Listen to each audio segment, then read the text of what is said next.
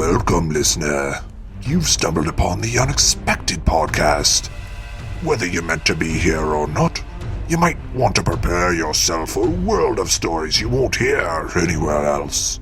They are, after all, quite unexpected. Public transportation! Every day, millions of people willingly board buses and trains to go to work, dine at restaurants, or visit lovers. But is there anything truly more terrifying than being enclosed in a small, moving space with a group of complete strangers? Each one of them possessing their own sinister secrets and demented desires. The only thing more unnerving than sitting amongst these passengers is driving them around. Because, as our next unfortunate soul is about to find out, some routes are a one-way ticket to hell. I bring to you now the heart-stopping story, Demon Bus.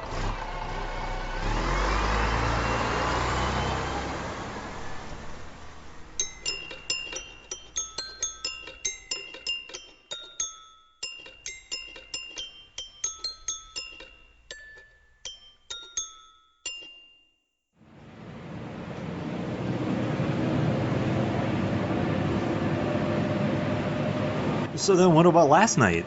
Did you eat all the chicken again? Last night? Why, last night we had more chicken than we knew what to do with. Oh, yeah? Yep. So then I thought I'd give some to the dog. Well, Ma didn't like that, so she slapped the chicken right out of my hand. Dang thing hit the floor. Cat come by next and pick it up instead. Ma's old hound dog looked pretty jealous after that. You don't say. Boy, you sure is easy to talk to. Most bus drivers just sit there like a barn owl on a boulder. Well, thanks. Hey, wait, what'd you say your name was again? Name's Carl. Well, nice to meet you, Carl. I'm Dylan. I ain't ever seen you around here before, Dylan. Usually the bus driver at this time of night is Barb. I don't reckon you know what happened to Barb. Well, Barb got tuberculosis. I guess she won't be around for a while, so I got her route. It's actually my first night on the job. Does that all make sense? I liked old Barb. Smelled a bit funny.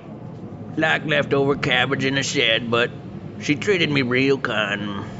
But you know what? I like you too, Dylan. Well, thanks, Carl. You know what? You've been a good first passenger. So you always wanted to be driving a bus? Looks real fun to me. Oh, God, no. This is my plan B. Or more like plan Z. So why are you driving one then? Well, I suppose it's all my lousy credit card debt. And student loans, medical bills too. And now a divorce. Just life, you know? Go on. Figure I got 2 ears. I'd have used them rather than go on talking about my mama's French fried potatoes, like I tend to do sometimes. Okay, well, then there's my fancy acting degree. Thought I'd be the next big Hollywood star. So I moved out to LA and I stayed there for about 7 years auditioning for every TV show and movie under the sun. But all I ever got was a couple lines on a soap opera. I like them shows. Me and Mama watch them every day. She used to tell me I was as handsome as some of them men. My mama loves me real good. Well then, maybe you've seen me before. Yeah, I thought you looked familiar. You played that doctor fella, didn't you? Yeah, Dr. Johanning. You're real good. Wow, you're absolutely right. That was me. Well, what do you know? My first and only fan. Next time, I'll bring my notebook and get your autograph. I got a big old book of autographs. Blinky the Clown's in there. So is Bozo the Clown. Bubbles the Clown. Soupy Sales. Dodo Delwyn. Glenn Frosty Little. Oleg Popov. Chester Conklin. Slim Pickens. Real good fellow. Benny Hill. Sylvester the Jester. Richard Pachinko. You got it, Carl. There'll be plenty of time to sign that book. Nobody else seems to ride this route at night. It's strange that you're the only one so far. Yeah. Not many people out here in this part of town. Some say it's pretty dangerous. Others might even call it spooky. I never had no problems though. Well, except that one little incident in 1994. That was a bit of a rough night. Really? What happened? That was the last night I saw my pa. He was a good man. Took care of me and my mama. He was a firefighter for over 20 years. He was my hero, he was. Well, one night, me, Ma, and Pa all got on the bus together. We were getting ready to go to the zoo to go look at the alligators. We looked forward to it all winter. Well, that one night, this strange fellow got on the bus. Never seen nothing like him. What do you mean? What do he look like? He was real big, dressed in a bright red suit, even though it was the middle of July. Couldn't see his face none. Well, just the four of us on the bus, I reckon. When that stranger opened up his coat, pulled out a Kaiser blade, and cut Pa right in half. Just like he was a turkey sandwich. Oh my God! Well, what happened then? Strangest thing, I reckon. To this day, nobody believes me about it none. But Dylan, you seem like a real good guy. I think you might believe me. That tall feller, he makes his way right on over to me. And he looks me right in the eye.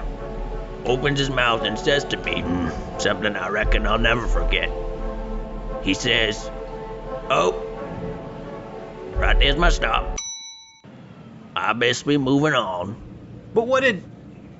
Oh, well, good night, Carl.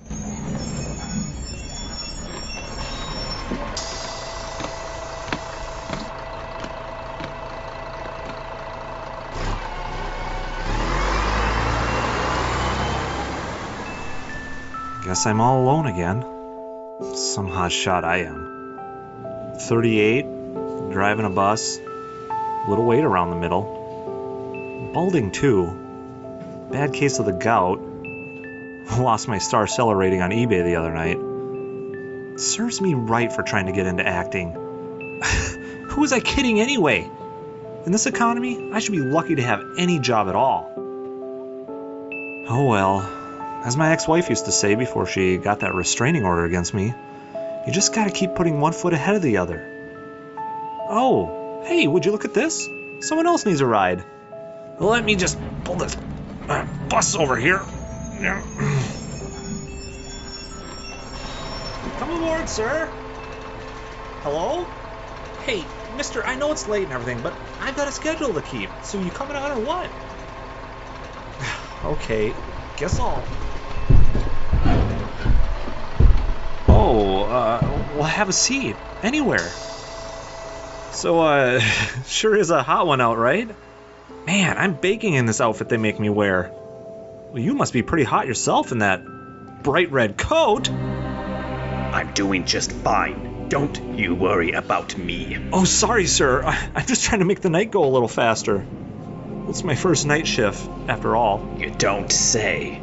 Yeah, just trying to pick up some extra cash anywhere I can. Well, like most people these days. You know, with this economy and all.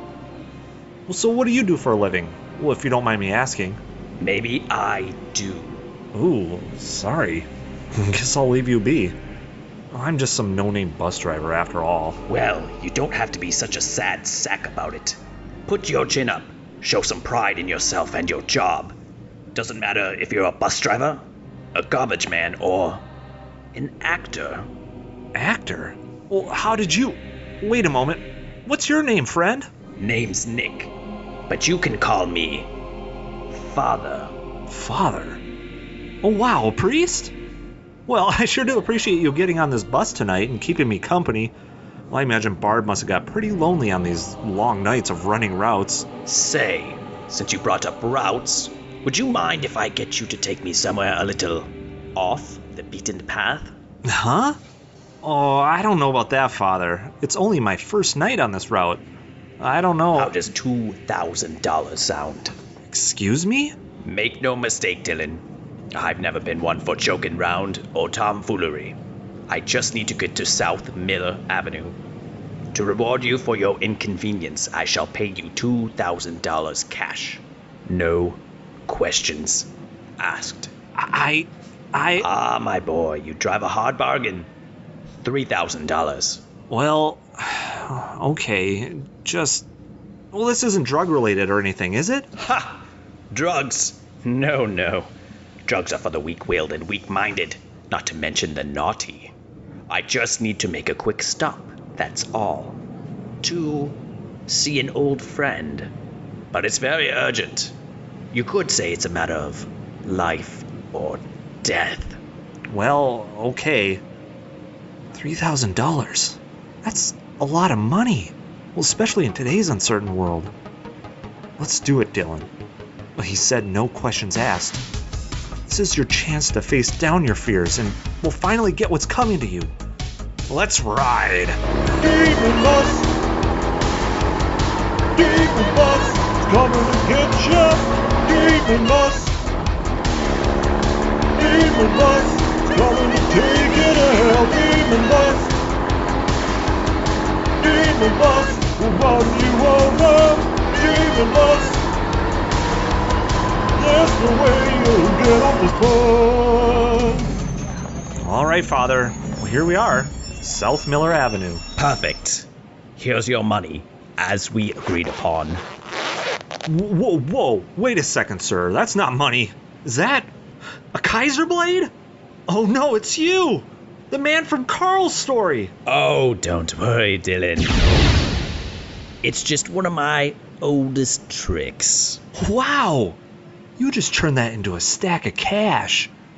How'd you do that? A magician never reveals his secrets. Boy, am I glad we crossed paths on this lonely night. Well, thanks for the money. Maybe I'll see you around later? Oh, Dylan, this night is far from over. As far as I'm concerned, I've got you as my personal chauffeur for the rest of the evening. What? But, Father, I've got other passengers to... Trust me, Dylan. You stick with me, and your night's about to get a whole lot more lucrative. Now, just sit here like a good boy. Don't try any funny stuff like driving off. If you do, I'll catch you. And you'll most certainly regret it. Yikes. Well, maybe he's right. I mean, I've already made $3,000. Sounds like I could make even more. This'll take care of some of those pesky medical bills. Man, what a crazy night this has been. I can't believe... Oh no, what was that?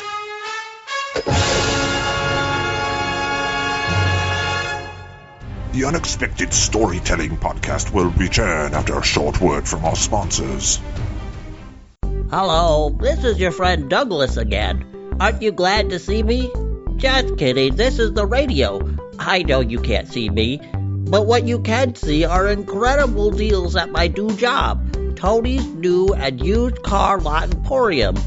But Douglas, you might ask, how are your deals this incredible? Well, Tim, I tell you, this is because all of our vehicles were involved in violent murder cases. This means we're passing the savings over to you. We have a 1997 blue car that an old woman used to run over her grandson on 4 different occasions.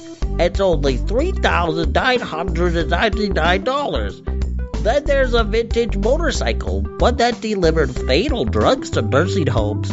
That's only $2,000. Oh, and then there's my favorite, a beautiful, pristine, eye-catching semi-truck that ran into a Sunday school class and sent 14 unfortunate souls to heaven. That's $700. With deals this good, you won't mind the occasional blood in the back seat. Tony's New and Used Car Lot Emporium. You don't have to lose an arm and a leg to get these vehicles, because somebody else already did. We now return you to your tale here on the Unexpected Podcast.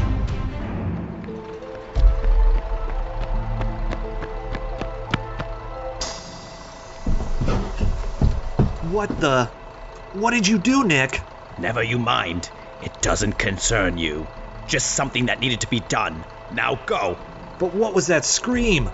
Dylan, no more dilly-dallying. Time is wasting. I said go. Okay.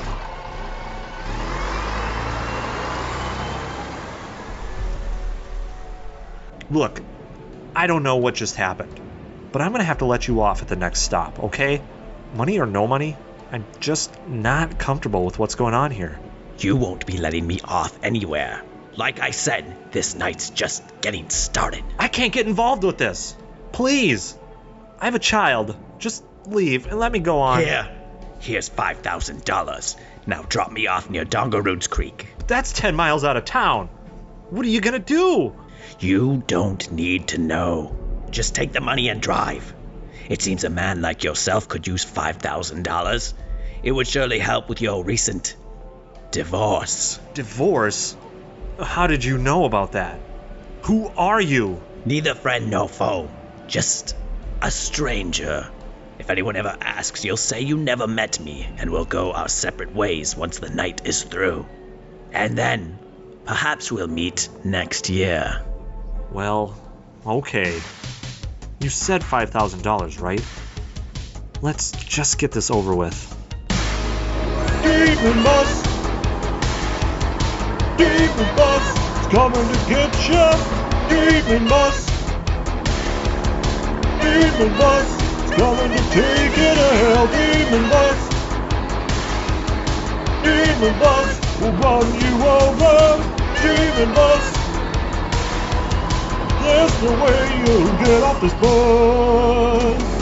When he's riding on the demon bus and the flames are burning hot.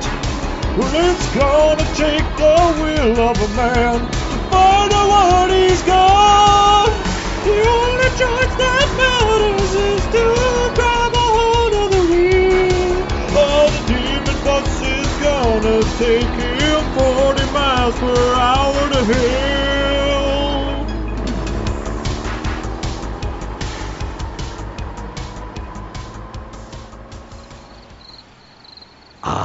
Dongaroots Creek. A very good man lives out here. Another old friend, you could say. I need to pay him a visit. I have something special for him. Please, just don't hurt him. Ha! Believe me, I won't. But he will get exactly what's coming to him. Dylan, what are you doing? You know he's gonna do something awful to whoever lives here. Maybe even kill him. And you're an accomplice. Sure, the money's good. Well, heck, it's great. But it just can't be worth the guilt you live with if what you suspect is true. But then again, maybe, well, just maybe, he's not gonna hurt this guy. Maybe he's just... No! No! Quick, drive away! Go! What did you... I said go!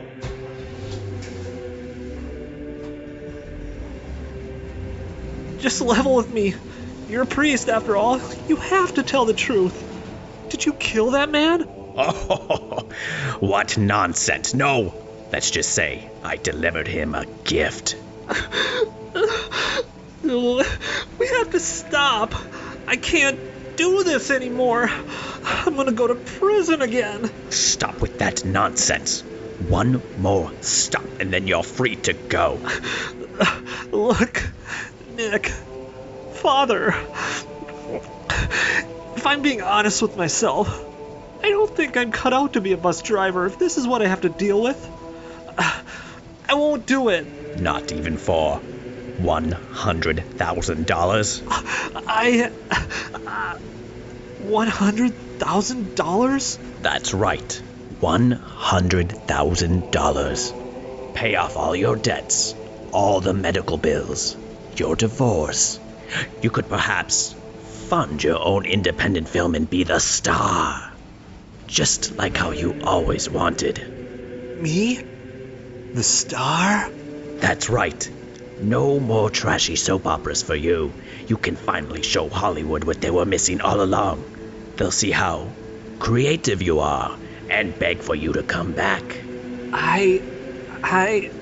Well, okay, I'll do it. One more stop, but I want the cash up front. Here you go. Wow, look at all that moolah. Okay, Nick, where's our last stop? Oh, don't worry.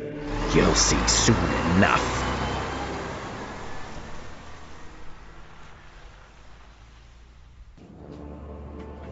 This neighborhood looks so familiar. Just take this next turn and it will be the second house on the right. All right. There it is, second house on the right. Kind of a nice two-story house with a white picket fence. Hey, there's a nice birch tree out front. An old swing on the porch. Dirty fish tank in the window. Wait a second. No! That's my ex-wife's house! My only son is in there! That's right, Dylan. Someone in there has made my list, and now I must do what I've been sent here for. Please, open the door. No, I won't. Dylan, you took my $100,000. If you don't open that door, you'll be in breach of contract. Take your money back. I can't let you hurt my only son or my ex-wife. They're too special to me. Oh, Dylan, I didn't want our night to end like this. You were being so good. But you can't stop what's about to happen. It's fate. Now, open the door, or else. No. Never. Have it your way. You opened the door and didn't even touch it. How did you do that? You must be some sort of demon. There's no time to explain. The sun will be rising soon, and then it will be too late. Now, stay there and be a good boy. I may even have something special for you when I return. Oh no! You somehow wrapped this seatbelt around my body without even touching me. I can't get out. Goodbye, Dylan. I so wish things could have gone differently. I must get out. I have to stop him. Who even knows what he could be doing in there? No, that was my ex-wife Linda. I can't let him get Billy too. He's all I have left in this world. But what can I, a mere mortal, possibly do against such demonic powers? Oh yeah, I forgot I had this knife in my pocket here. I'll just cut my way out of this thing. There we go.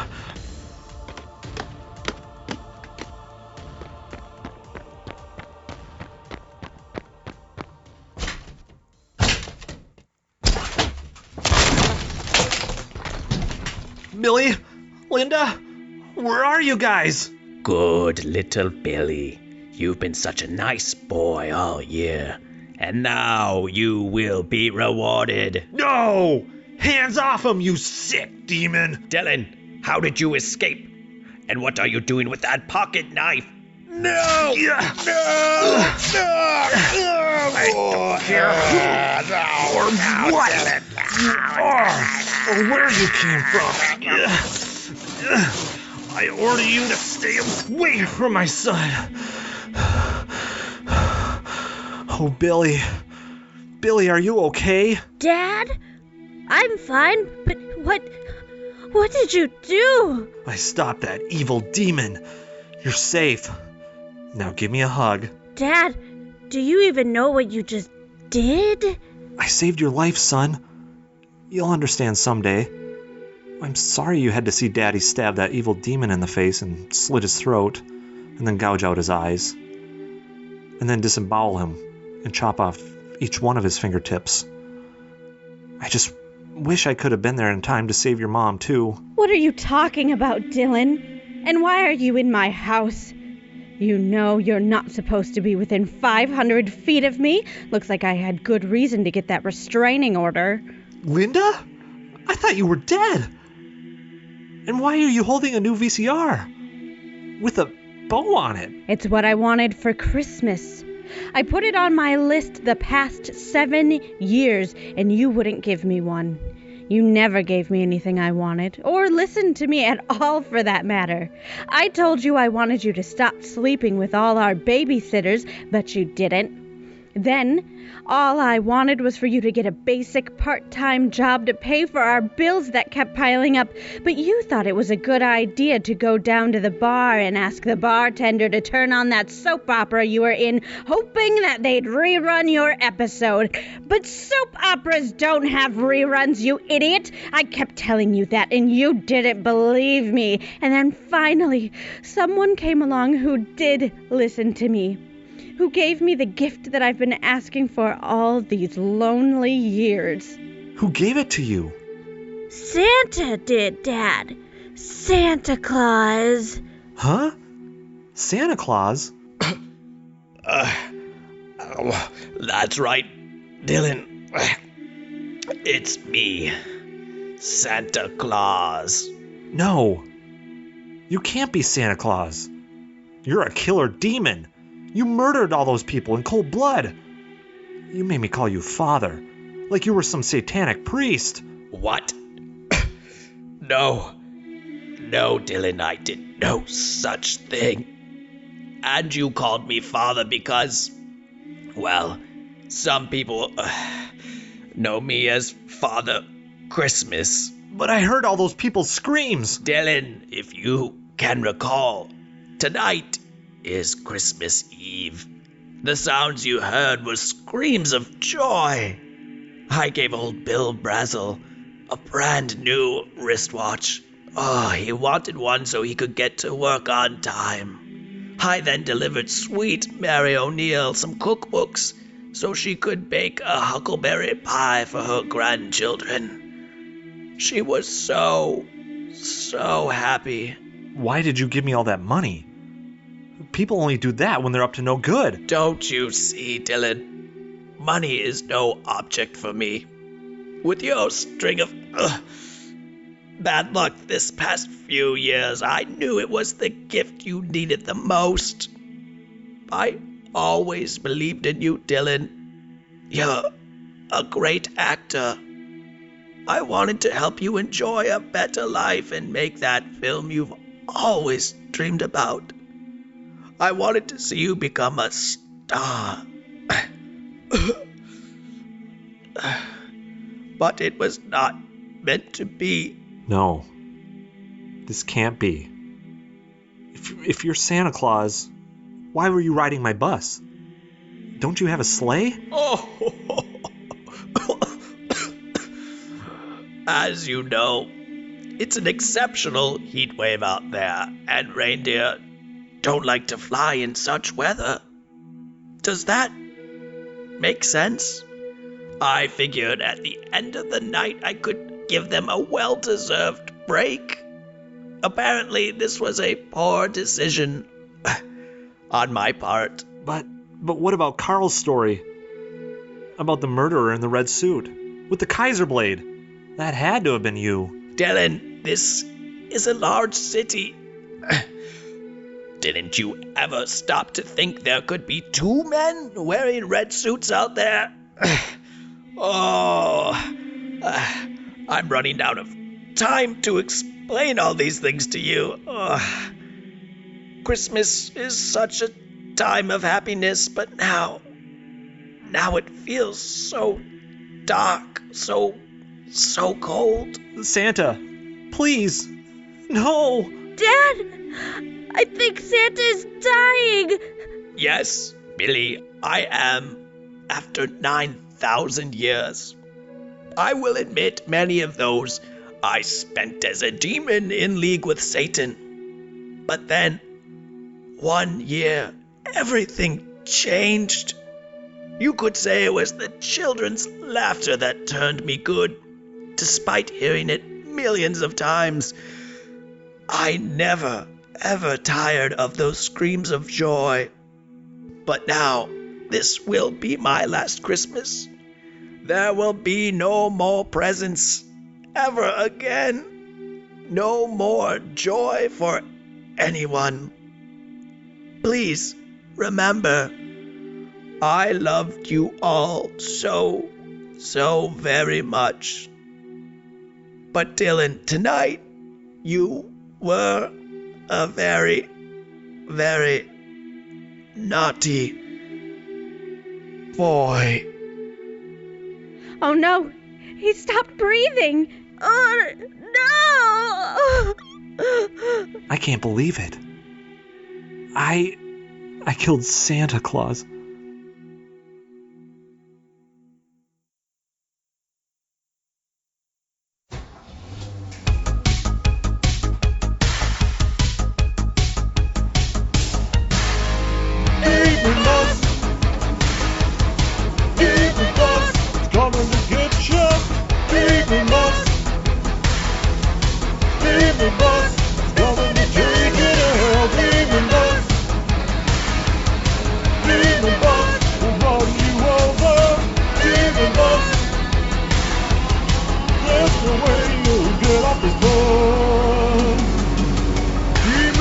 Never stop, so don't you try and pull the cord.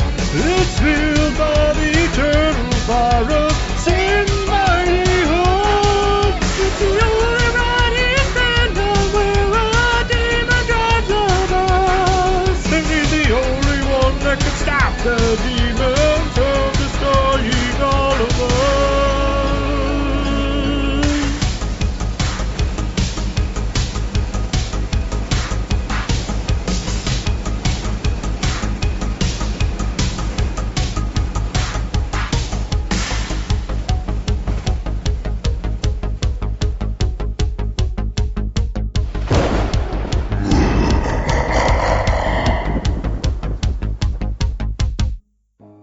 Like the stories you hear on The Unexpected? Consider sharing our show with family and friends, along with any strangers you come across. Provide a little something unexpected to someone else's day. You can find and subscribe to our show on iTunes, Google Play, or anywhere else you stream your podcasts. We're on social media, on Unexpected Show on Twitter, and The Unexpected Podcast on Facebook. You can also find out what we're up to on our website, www.theunexpectedpodcast.com. Thank you for listening. Now let's get back to our bone-chilling tale. Well, that was quite the unexpected gift, was it not? I've heard of having a blue Christmas before, but not a red one filled with blood, guts, and stockings full of viscera. But really, can one truly trust a man who climbs down your chimney in the middle of the night? Perhaps Dylan and his pocket knife did the world a favor. No matter what, the holidays will certainly never be the same, because Santa Claus is no longer coming to town. Santa Claus is instead coming to the morgue. Ah! Oh,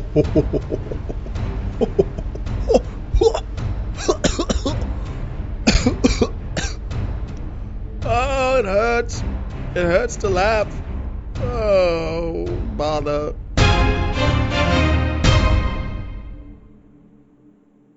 The Unexpected Storytelling Podcast is written, produced, and directed by Andrew Soucek and Erik Bergstrom. Each story is somehow a work of fiction, and with the exception of public figures like Tony Danza, any resemblance to persons living or dead is coincidental and unexpected.